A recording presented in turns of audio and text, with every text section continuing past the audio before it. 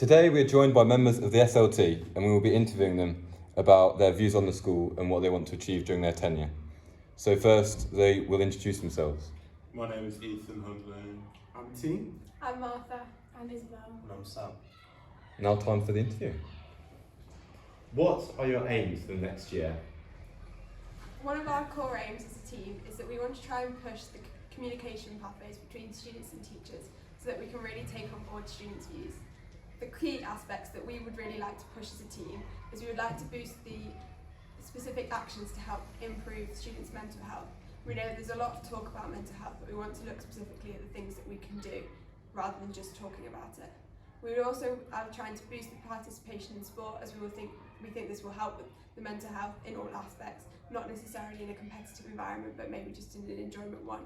We're also looking at taking on board everything that people have to say to try and influence what we try and push with the SMT. Why did you run for head boy? When it came to applying, I think one of the main things I had in mind is that I feel like there are a lot of things about the school that are good, and I felt like I wanted the opportunity to be able to have my own impact on the way things are and on what happens. And I wanted to be able to have a voice, but I also wanted to be able to use my voice to give my peers a voice as well, because I feel like that's one of the most important things about the SLT. And I think generally I wanted to be part of this team because I think that together we can actually have an impact, we can make a change on the school to some degree, and any positive change is a change worth making. What do you want to achieve during your tenure?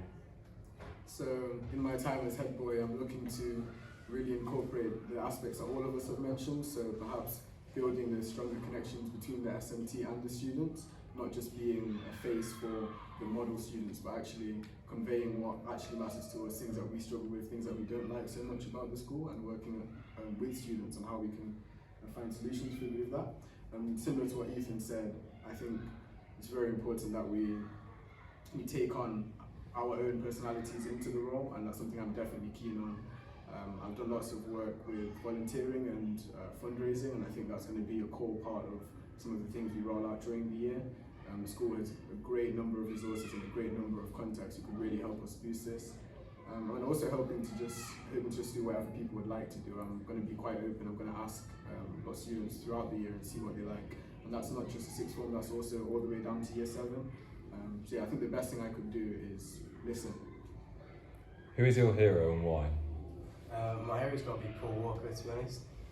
Mainly because Fast and Furious is my favourite film series, and his character is pretty awesome in that.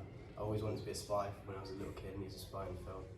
And then when you look into him, like away from acting, whenever he wasn't acting, he always used to go around the world and help with sort of emergency situations. So it'd be if there was a natural hazard or something that had hit place, he'd always be there, and he set up a charity. And since he's died, there's actually been a charity he set up called the Paul Walker Foundation.